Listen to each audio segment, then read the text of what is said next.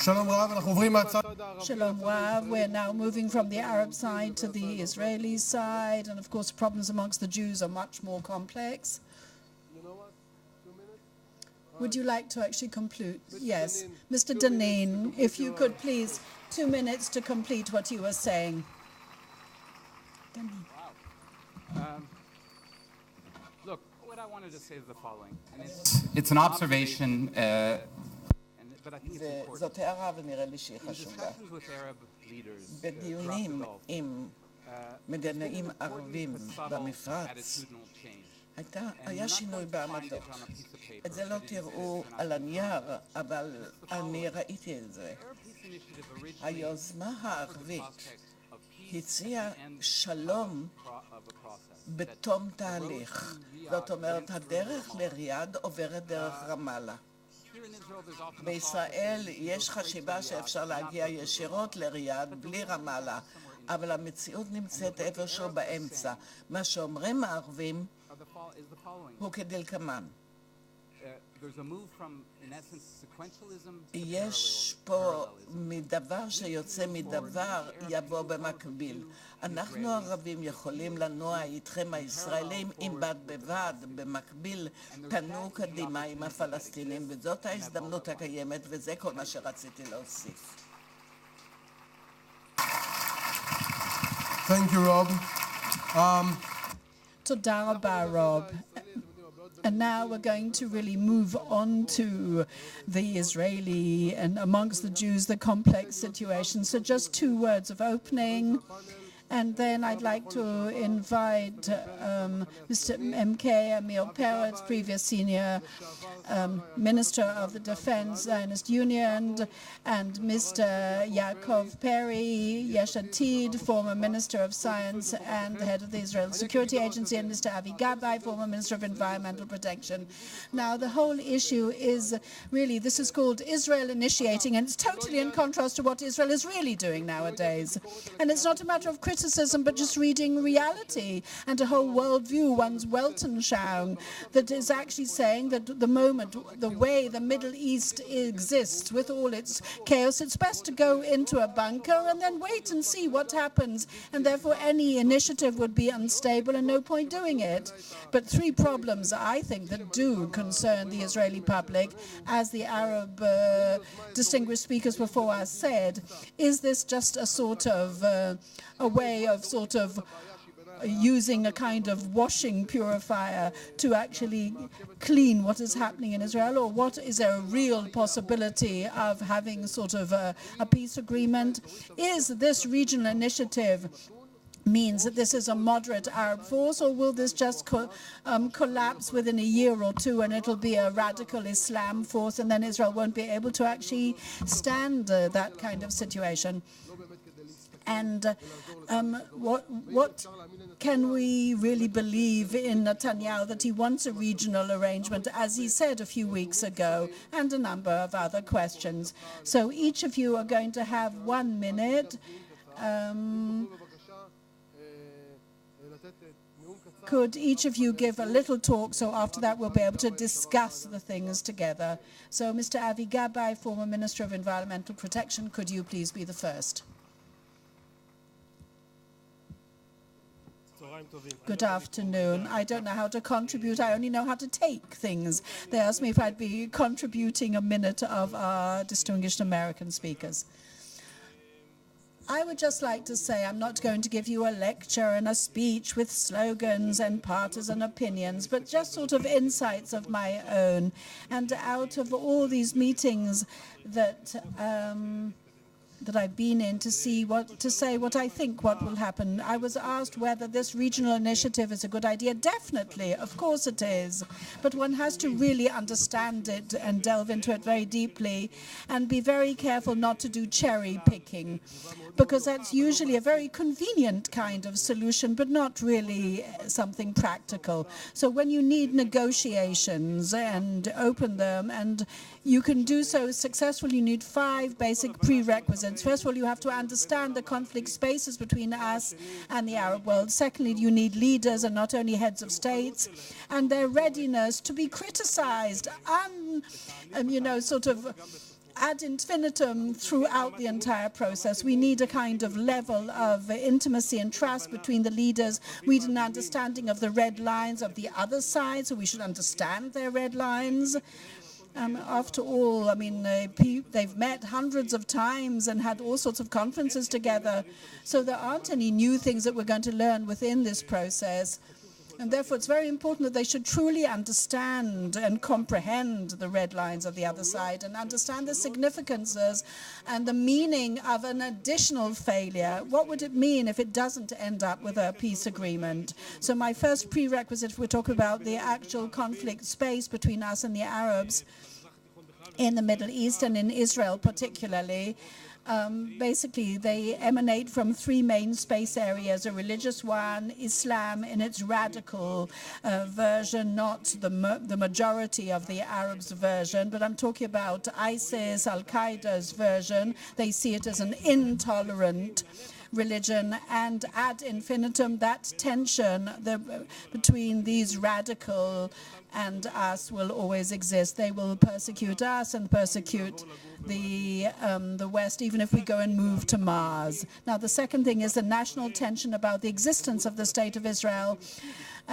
with the Palestinians, who basically lost in their war to try and destroy the actual Jewish entity, though they themselves haven't as yet got their own independent entity. And that tension will exist, but we can solve that.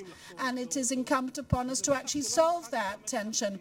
It won't actually, I mean, that religious tension won't be solved and it won't be eradicated if we manage to solve this national tension. But it truly is upon the shoulders of all leaders not to expand tension, but to solve tensions. The third tension is an economic tension. We are neighbors that live on with two different standards of living. The Jews in Israel and the Arabs and the Arab countries around us are two different kinds of standards of living and quality of life. And I think with an effort that isn't too big an effort, we could solve that in Israel. And I believe that, yes, a peace agreement would actually solve these issues, not only in Israel, but in the whole region. And I think that if we should do so in Israel, and the price actually that we should pay economically would actually be truly superfluous and negligible as compared to the fruit that it would bear. I mean, there are those who oppose this kind of approach in the left, but also in the right, and one of the most extremist right-wingers who actually, you would say, opposed to this idea. No, they said yes, that is the best idea. But yes, they may get a couple of bad headlines, but it's worth doing it. And now that not only political statesmen, but real leaders should understand, the problem is not of the peoples. The peoples want peace. The leaders, less. And for those who really, truly want to understand that, they should see that in the daily lives in Israel, the Arabs and Jews get on well. Even in Jerusalem, that it is a tough neighborhood, and yet people get on with each other. They live together. They coexist with all that tension, and therefore it is clear that these people need leaders that proximate, that bring the people together and closer, and that yes, they should explain that the conflict is a complex one. And there's another, yes, and it's very legitimate that people have different opinions. To keep saying we're right the whole time doesn't solve anything. We have to understand that the others have it, but I unfortunately don't envision these leaders on either side. I'll give you a couple of examples. Do we listen to the Arab leaders in Israel, or the Arab members of Knesset here in Israel, explaining that people don't have a level of services in the Arab countries like they do have here in Israel? No, they don't tell them. Do the actual Jews here in Israel explain that the number of Arabs who've joined the ISIS is minimal, and of course, each one is really something that shouldn't exist. But And on the other hand, we're talking about hundreds of thousands from the Arab world. And that's something that could be explained to the Arabs here. But you can, on the other hand, take it and explain it in a completely different way. Now, there was a program of 15 billion shekels here for the Arabs. Why was this not implemented? Because they were frightened that there is as if on the side of the Arabs, and they were frightened of the political price that they might pay. So how do you explain these fears? They say that everything is sort of pending vis-a-vis the enforcement in the Arab population. Well, who isn't enforcing the war? The Arabs who are suffering from the crime and everything else that is happening in the Arab minority, in the Arab thing. It should be enforced. I mean, it's only the criminal actual one that is not, the criminal enforcement that is not carried out. Now, for example, on the Palestinian Authority, what is it so difficult to understand and say that we are extremely sensitive to the incitement that we hear? Why can't Abu Mazen, isn't he strong enough to actually uproot and eradicate this kind of phenomenon of incitement? And he would do so much to the good ties between us and but maybe he doesn't want to face this conflict either. And now the issue of trust.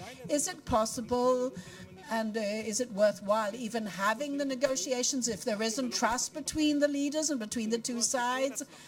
I know that there is no success without intimacy and trust in negotiations, especially if you're talking about a real tough negotiations. Okay, if you could just quickly conclude, just one more minute. When there's no actual trust between the leaders, and then the prices go up, and then someone else wants a little bit more and a little bit more and a little bit more of guarantees, and then things become totally unacceptable. And the fourth prerequisite are the red lines that each side has. There's no point negotiating without truly understanding the other side's red lines, and that we're willing to reach that red line or some kind of discussion that would somehow sort of push ourselves back from that red line and not cross it. But it is obvious that we have to reach agreements with the Palestinian world as well as we need to do with the Arab world. And if we don't do that, it's just cherry picking. I would just like to wrap up by saying that we need to advance. So you've got to strengthen the regional initiative idea. Leaders must change their past. They need to proximate and not distance. There is a necessity to build a new roadmap with confidence-building steps before we start real negotiations. And in these steps and measures, then the Arab countries can take part. 4, the negotiations in the future must be based on fairness and on issues that are really to the point and not leverages of power and strength. Come on, let us really win. Let us really win that battle when it's the battle for peace. And I think the day will come and we will manage to keep to these conditions.